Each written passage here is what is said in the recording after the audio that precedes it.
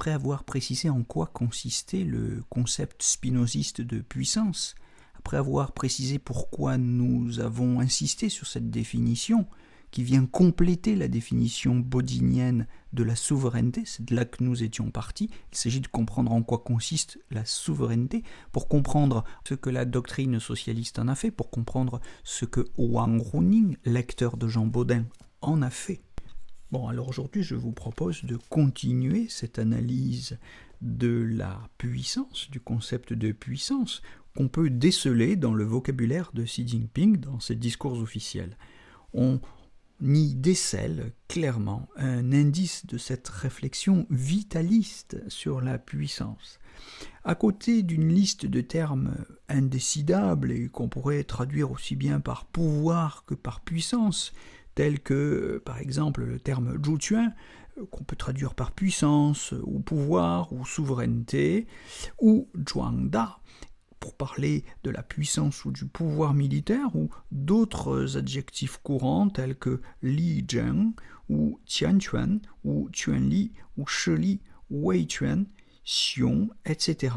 Un verbe expressif revient très souvent sous la plume de Xi Jinping. C'est le terme Hongyang, qui signifie faire rayonner. On le trouve dans les expressions récurrentes telles que faire rayonner cet esprit national, faire rayonner l'esprit des routes de la soie, faire rayonner l'esprit de la longue marche, etc. Beaucoup d'expressions contiennent ce verbe hongyang, faire rayonner. Non seulement ces occurrences abondent, mais elles sont renforcées par tout un champ lexical de l'action, du développement, en chinois fajian, de la croissance, de la vitalité, lisible dans de très nombreux titres de discours, par exemple « ouvrir de larges perspectives », etc., etc., « promouvoir de façon synergique », etc., etc., « porter haut le drapeau du socialisme à la chinoise », etc., etc., « approfondir », etc., fournir de grands efforts, etc., accroître notre effort, etc., faire éprouver aux masses davantage de satisfaction, etc., oser s'imposer une révolution, etc., etc. Vous voyez tous ces verbes. Donc, aucun de ces discours de Xi Jinping n'exalte la force d'empêcher ou de contraindre, ni ne fait l'apologie d'une répression. Il ne s'agit pas de soumettre, de subjuguer, de dominer et encore moins de venger.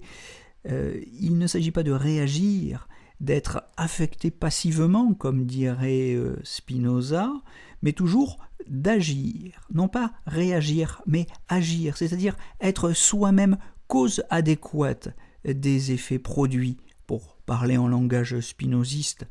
la lecture des discours de Xi révèle surtout le style d'une surabondance de force, affirmant sa confiance dans la vie, distincte donc d'une simple rhétorique du pouvoir. On n'y trouve aucune diabolisation, aucune passion triste, pour parler comme Spinoza. Ainsi, lorsqu'il évoque le passé colonial ou les difficultés présentes de la Chine, Xi Jinping s'épargne toujours le ton de la plainte, et la douleur évoquée ne se transforme jamais en colère, ni ne tourne à l'accusation. Je laisse donc à la charge des détracteurs le soin de produire la preuve de discours haineux ou accusatoires, même quand il évoque les vices du parti que la lutte anticorruption doit combattre. Le style de Xi Jinping souligne les exhortations et transmute le registre du pouvoir, toutes les menaces implicites, par une rhétorique qui exalte la pleine positivité du conatus, pour parler comme Spinoza, c'est-à-dire le désir d'une vie meilleure, pour parler comme Xi Jinping. Ce thème d'une vie meilleure revient très souvent dans les textes. Et là, je vous renvoie, pour ne donner qu'une seule référence, au tome 1, page 514. L'expression est d'ailleurs en gras dans la traduction des éditions du Peuple, ce qui est tout de même très rare. Même quand le vocabulaire des problèmes brûlants de la lutte des classes transparaît, je pense par exemple à ce qu'on peut lire à la page 15 dans le tome 1 de la gouvernance de la Chine, ce problème ou ce vocabulaire est immédiatement réinséré et réinterprété dans le vocabulaire de la prospérité, des fruits du développement, je cite Xi Jinping, de l'harmonie, de la créativité, je cite encore de la vie heureuse, de la paix, je cite encore du bon ordre, de la coopération, de l'esprit gagnant-gagnant, je cite encore de la construction d'un monde harmonieux marqué par la paix durable et la prospérité commune, etc., etc. Tous ces termes agrégés dans la seule page 15 du tome 1 de la gouvernance de la Chine sont un exemple du sens philosophique que produit cette rhétorique de la puissance. Et on reconnaît ici, comme chez Spinoza, l'importance du registre affectif lié à l'expression de la puissance, tel que Spinoza l'avait souligné, notamment dans la troisième partie de l'éthique, en développant une théorie des sentiments, non seulement pour les décrire d'un point de vue théorique,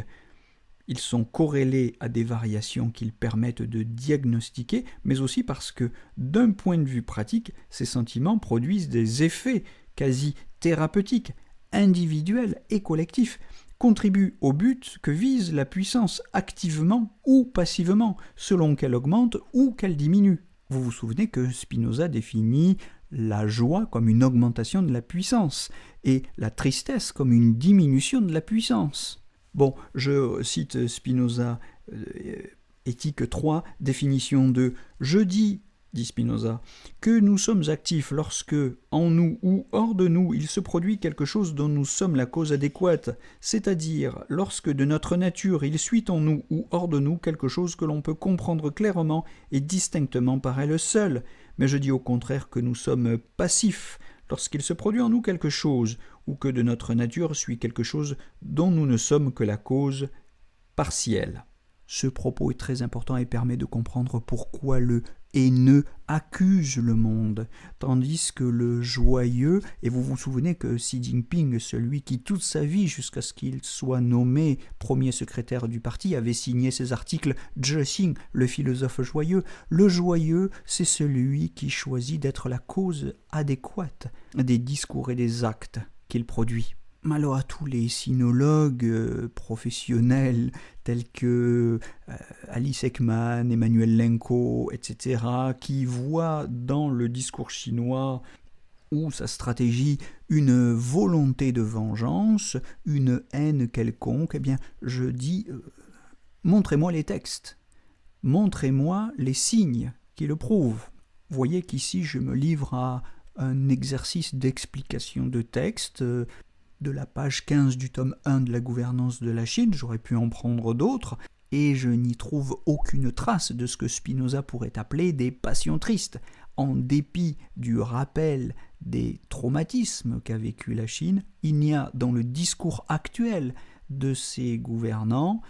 aucune trace de ces passions tristes. Aucune plainte, récrimination, accusation, et encore moins volonté de vengeance. Mais peut-être que je me trompe et que je n'ai pas bien lu ou que je n'ai pas tout lu. En ce cas, il faut nous le montrer, il faut me le montrer, sinon on risquerait de réduire la géopolitique à une psychologie de bas étage, à des projections psychologiques, c'est-à-dire qu'on risquerait de réduire la géopolitique à une sous-partie de la psychologie ou de la psychiatrie. Et cela pourrait à la limite faire rire, si cela n'augmentait pas les risques de guerre, si cela ne nous conduisait pas plus ou moins directement à la guerre. Or, vous le savez, c'est le chemin que nous sommes en train de prendre. Le problème dans la guerre ou dans n'importe quel conflit quotidien, interindividuel, vous l'avez certainement déjà observé, le problème c'est que nous n'écoutons plus ce que les autres disent, nous ne saisissons de leur discours que ce qui tend à confirmer nos préjugés, nous avons tendance à renforcer des biais de confirmation, et vous avez compris que pour en sortir, la méthode que je propose, c'est d'en revenir à l'analyse littérale des textes. Que dit littéralement chacun et comment éviter les projections, c'est-à-dire les procès d'intention qui ne font qu'aggraver les malentendus. Je finis ce commentaire en concluant qu'il est regrettable que nous ne mobilisions pas davantage cette distinction du pouvoir et de la puissance dans notre vie quotidienne, et que ni les psychologues véritablement, ni les juristes ne fassent un usage suffisant, du moins en Occident, de cette distinction. Chez les juristes, la distinction est quasiment inexistante, enfin je ne l'ai trouvée dans aucun texte, chez aucun